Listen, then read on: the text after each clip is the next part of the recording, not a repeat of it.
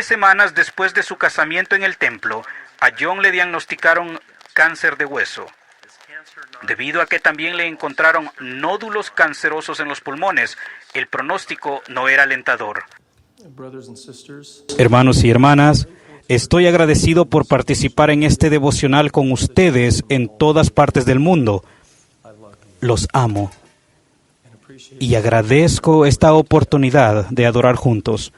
Susan ha hablado y testificado de principios importantes, y todos seremos bendecidos y fortalecidos si aplicamos sus enseñanzas constantemente en nuestra vida diaria. Susan es una mujer recta, una dama electa y el amor de mi vida. Y es muy hermosa. He meditado y he suplicado con fervor a nuestro Padre Celestial para saber cómo podría servirles mejor esta noche. Ruego que cada uno de nosotros tenga el poder del Espíritu Santo, que pensemos en lo que tengamos que pensar, sentir lo que tengamos que sentir y aprender lo que tengamos que aprender, a fin de que hagamos lo que sabemos que debemos hacer y lleguemos a ser lo que el Señor desea que seamos. El elder Neal A. Maxwell era un amado discípulo del Señor Jesucristo. Fue miembro del Quórum de los 12 Apóstoles durante 23 años, desde 1981 hasta 2004. El poder espiritual de sus enseñanzas y su ejemplo de discipulado fiel bendijo y sigue bendiciendo de maneras maravillosas a los miembros de la Iglesia Restaurada del Salvador y a la gente del mundo. En octubre de 1997, la hermana Bednar y yo fuimos los anfitriones del elder y de la hermana Maxwell en la Universidad Brigham Young, Idaho. El elder Maxwell iba a hablar al alumnado, personal y la facultad en una asamblea devocional. Todos esperaban ansiosos su visita a la universidad y se prepararon seriamente para recibir su mensaje. A principios de ese mismo año, el elder Maxwell se sometió durante 46 días y noches a la debilitante quimioterapia contra la leucemia. Poco después de terminar los tratamientos y de haber recibido el alta del hospital, habló en la conferencia general de abril. Su rehabilitación y subsiguiente terapia progresaron de forma positiva a lo largo de la primavera y los meses de verano. No obstante, su fuerza y vigor eran limitados cuando viajó a Rexburg. Después de saludarlo a él y a su esposa en el aeropuerto, Susan y yo los llevamos a nuestra casa para que descansaran y comieran antes del devocional. Durante el transcurso de nuestras conversaciones ese día, le pregunté al elder Maxwell qué lecciones había aprendido de su enfermedad. Siempre recordaré la respuesta precisa y penetrante que dio. Dijo, Dave, he aprendido que no desmayar es más importante que sobrevivir. Su respuesta a mi pregunta era un principio con el que había obtenido extensa experiencia personal durante la quimioterapia. Cuando el elder Maxwell y su esposa conducían al hospital en enero de 1997, el día que iniciaría el primer tratamiento, entraron en el estacionamiento y se detuvieron para pasar un momento juntos en privado. El elder Maxwell dio un profundo suspiro y miró a su esposa, la tomó de la mano y dijo, «Lo único que quiero es no desmayar». En el mensaje que pronunció en la Conferencia General de octubre de 1997, titulado «Aplica la sangre expiatoria de Cristo», el elder Maxwell enseñó con gran sinceridad, a medida que enfrentemos nuestras pruebas y tribulaciones, también nosotros podemos suplicarle al Padre, tal como lo hizo Jesús, que no tengamos que desmayar, es decir, retroceder o rehuir. No desmayar es mucho más importante que sobrevivir. Más aún, el beber de una amarga copa sin amargarse es asimismo parte del emular a Jesús. La respuesta del elder Maxwell a mi pregunta me hizo reflexionar en las enseñanzas del elder Orson Whitney, que también fue miembro del Quórum de los 12.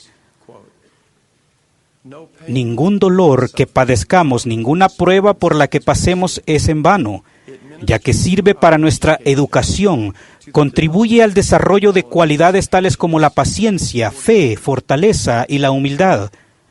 todo lo que sufrimos y todo lo que soportamos, sobre todo cuando lo hacemos pacientemente, edifica nuestro carácter, nos purifica el corazón, nos magnifica el alma y nos hace más sensibles y más caritativos, más dignos de ser llamados hijos de Dios. Y es mediante los pesares y el sufrimiento que adquirimos la educación que vinimos aquí a adquirir.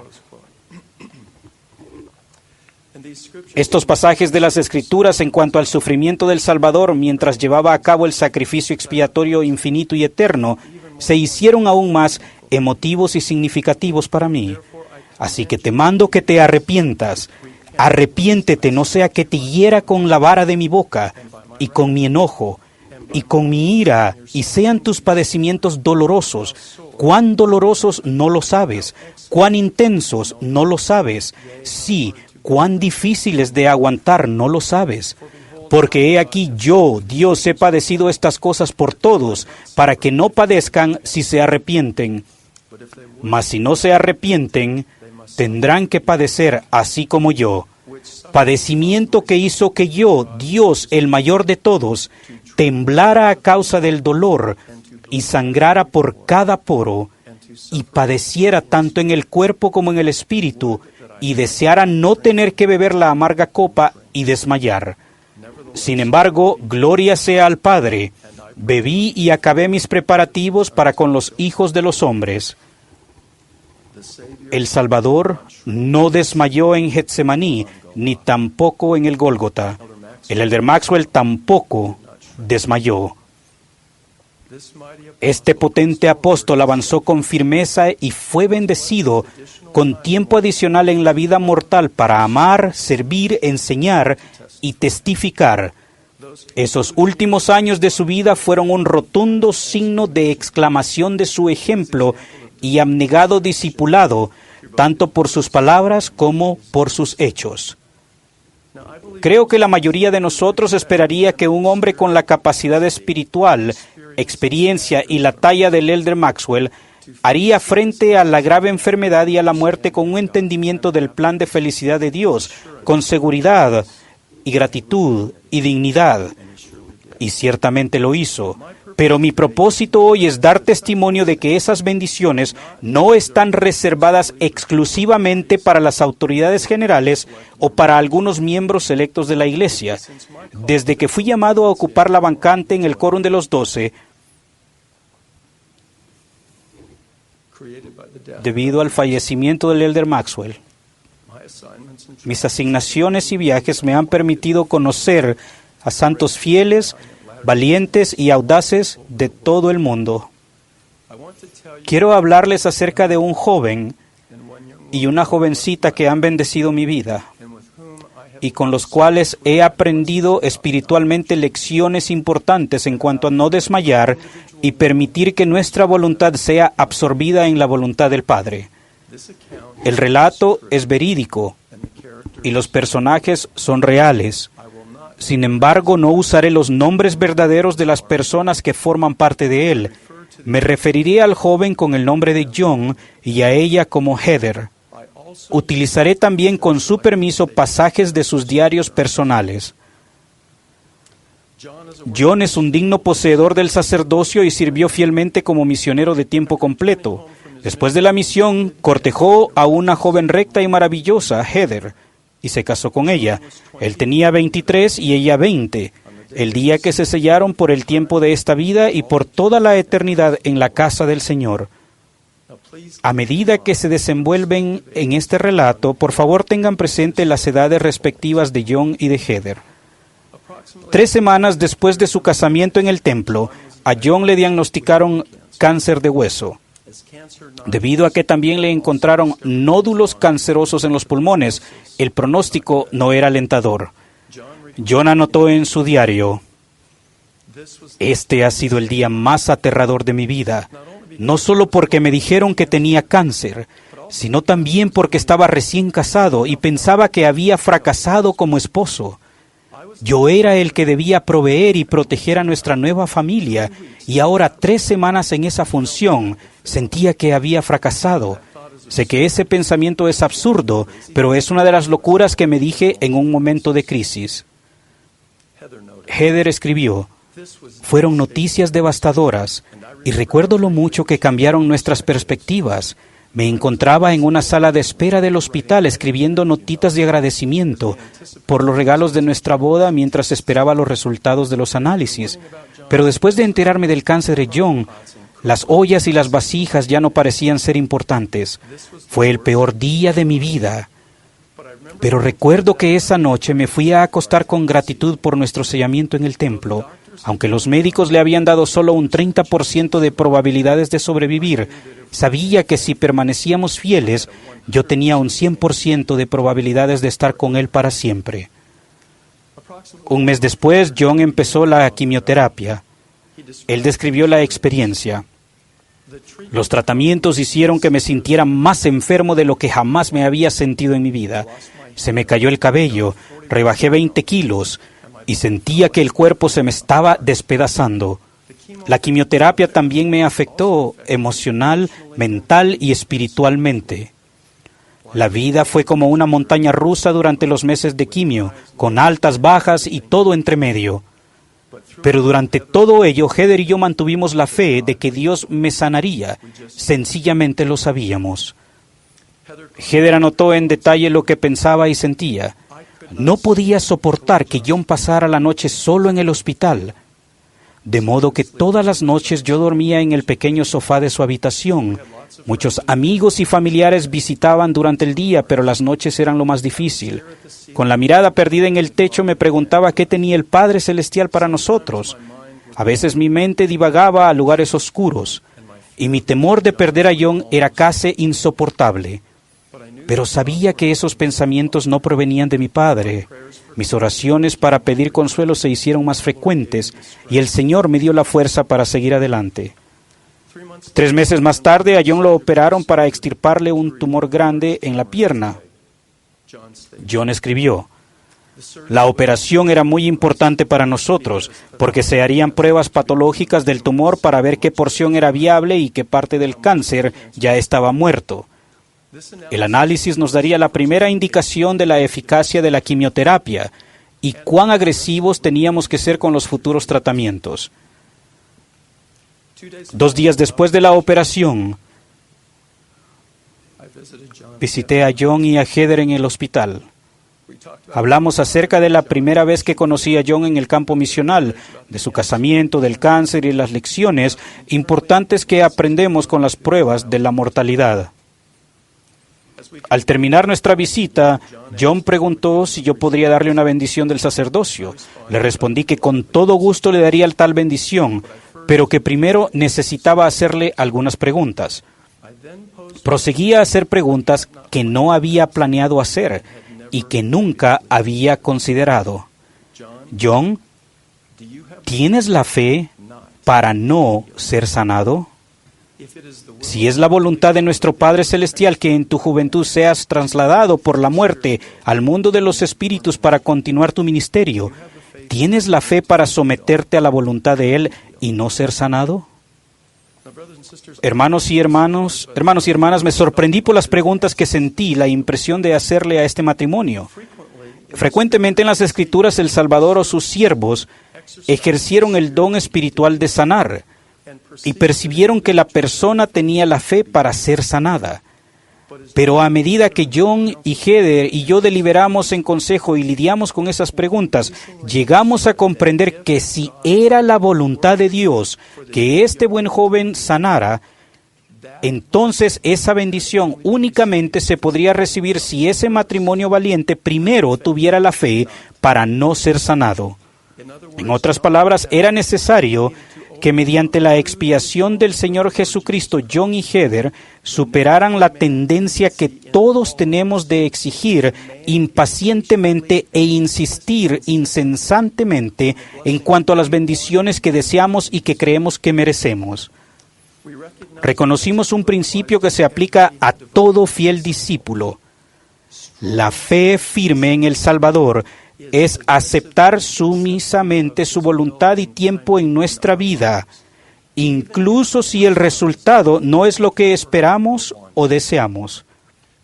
Desde luego, John y Heather desearían, añorarían y suplicarían que sanara con toda su alma, mente y fuerza.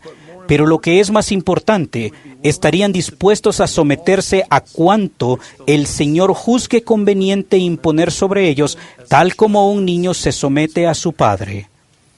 De hecho, estarían dispuestos a ofrecerle sus almas enteras como ofrenda y humildemente orarían: Padre, si quieres, pasa de mí esta copa, pero no se haga mi voluntad, sino la tuya. Lo que en un principio a John y a Heather y a mí nos parecían preguntas desconcertantes, se convirtieron en parte de un modelo generalizado de paradojas. Consideren la amonestación del Salvador: el que haya su vida, la perderá, y el que pierde su vida por causa de mí, la hallará.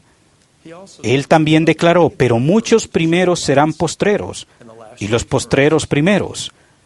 Y el Señor aconsejó a sus discípulos de los últimos días: y por tu palabra muchos de los soberbios serán humillados, y muchos de los humildes serán ensalzados.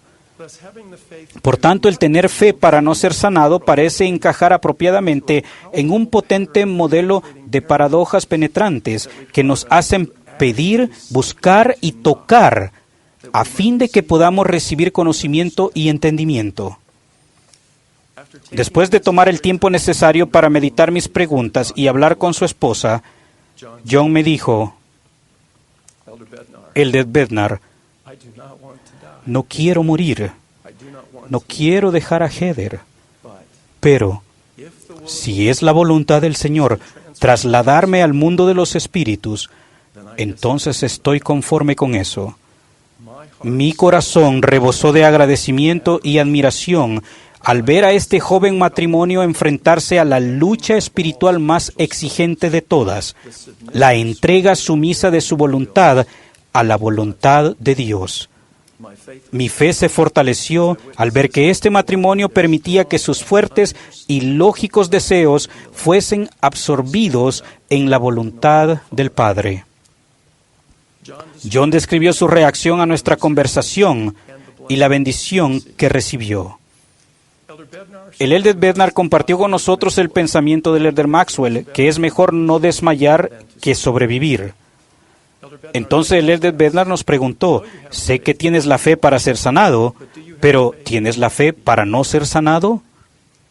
Ese era un concepto nuevo para mí. Básicamente preguntaba si yo tenía la fe para aceptar la voluntad de Dios si su voluntad era que yo no fuese sanado. Si se acercara el momento para que entrara en el mundo de los espíritus mediante la muerte, ¿estaba preparado para obedecer y aceptar? John prosiguió: el tener la fe para no ser sanado parecía algo que iba en contra de la lógica, pero esa perspectiva cambió la manera de pensar de mi esposa y la mía, y nos permitió depositar nuestra confianza total en el plan que el Padre tiene. Aprendimos que necesitábamos adquirir la fe de que el Señor está al mando cualquiera fuera el resultado, y que Él nos guiaría desde donde estuviéramos a donde deberíamos estar. Al orar, nuestras súplicas cambiaron de «por favor, sáname» a «danos la fe para aceptar lo que tú tienes planeado para mí». Estaba seguro de que por ser un apóstol, el Elder Bednar bendecería los elementos de mi cuerpo para que se regeneraran y que yo saltaría de la cama y empezaría a bailar o a hacer algo así. Pero cuando me bendijo ese día, me sorprendió que las palabras que emitió fueron casi idénticas a las de mi padre, las de mi suegro y a las de mi presidente de misión. Me di cuenta de que al final no importa de quién son las manos sobre mi cabeza. El poder de Dios no cambia y su voluntad se nos da a conocer personalmente y por medio de sus siervos autorizados. Heather escribió: este día estuvo lleno de emociones encontradas. Estaba convencida de que el Elder Bednar colocaría sus manos sobre la cabeza de John y lo sanaría completamente del cáncer. Sabía que mediante el poder del sacerdocio él sería sanado y deseaba muchísimo que así fuera. Después que nos enseñó acerca de tener la fe para no ser sanados, me sentí aterrada. Hasta ese momento nunca había tenido que aceptar la realidad de que el plan del Señor pudiese incluir el perder a mi nuevo esposo. Mi fe estaba basada en los resultados que deseaba. Por así decirlo, era superficial. Aunque al principio fue aterradora, la idea de tener la fe para no ser sanado, al final me libró de la preocupación. Me permitió tener una confianza total de que mi Padre Celestial me conocía mejor de lo que yo me conocía a mí misma y que Él haría lo que sería mejor para John y para mí.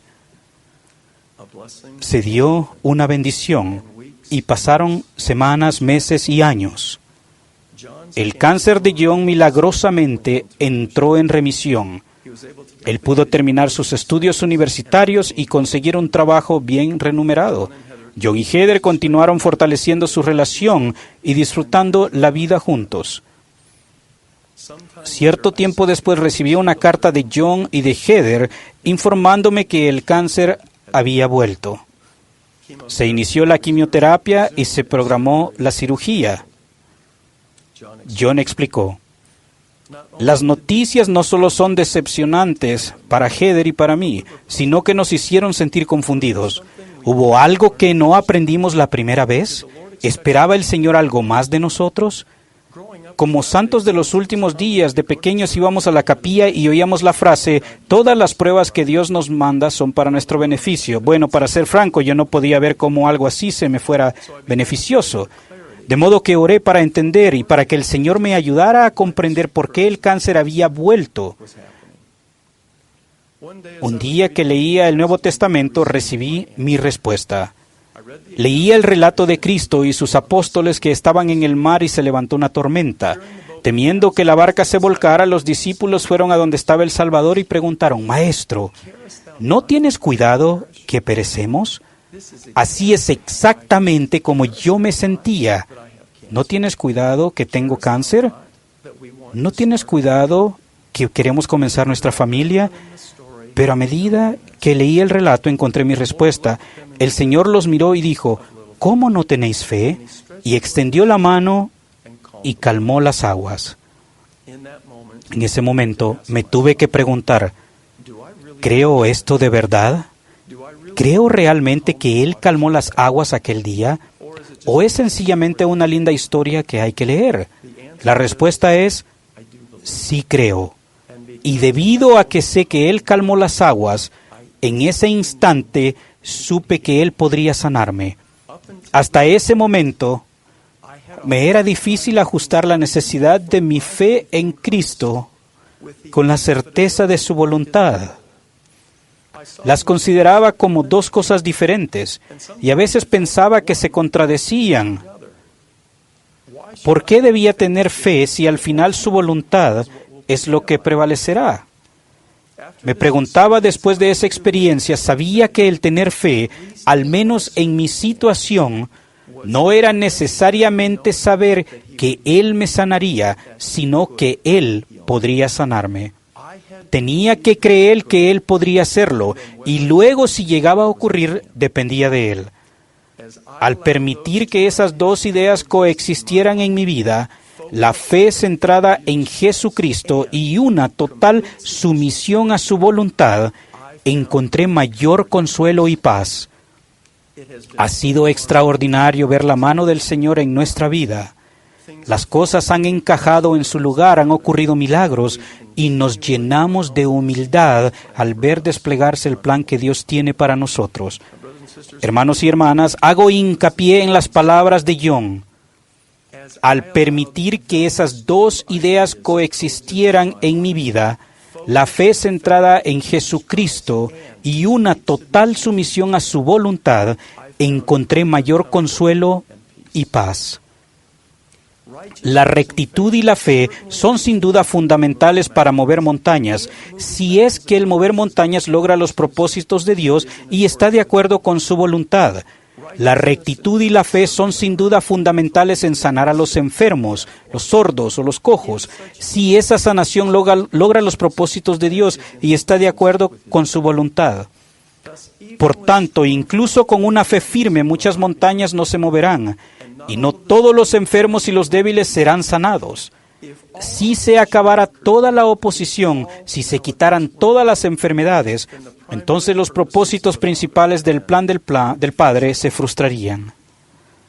Muchas de las lecciones que hemos de aprender en la mortalidad únicamente se pueden recibir por medio de las cosas que experimentamos y que a veces padecemos.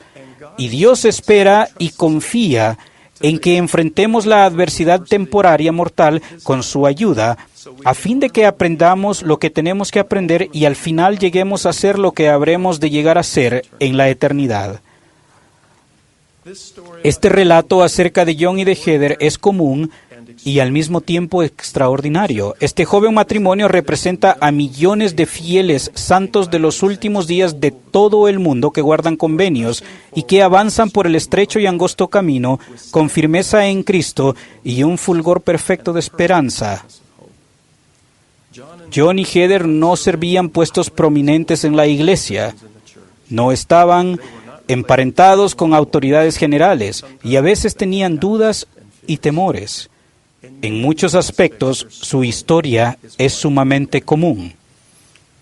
Pero hermanos y hermanas, este joven y esta jovencita fueron bendecidos de maneras extraordinarias para aprender lecciones esenciales para la eternidad por medio de la aflicción y las dificultades. He compartido este episodio con ustedes porque John y Heather, que son como muchos de ustedes, llegaron a comprender que el no desmayar es más importante que sobrevivir. Por consiguiente, su experiencia no tenía que ver con vivir y morir, más bien tenía que ver con aprender, vivir y llegar a ser.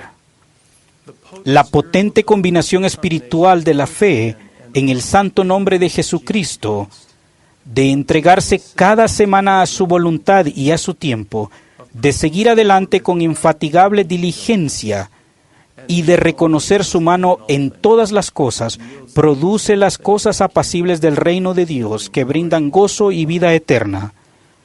Mientras este matrimonio afrontó dificultades abrumadoras, vivieron quieta y reposadamente en toda piedad y honestidad. Caminaron de manera pacífica entre los hijos de los hombres, y la paz de Dios, que sobrepasa todo entendimiento, guardó sus corazones y pensamientos en Cristo Jesús. Para muchos, la historia de ellos ha sido o podría haber sido la de ustedes en algún momento. Ustedes enfrentan, han enfrentado o aún enfrentarán en la vida dificultades similares con el mismo valor y la perspectiva espiritual que lo hicieron John y Heather.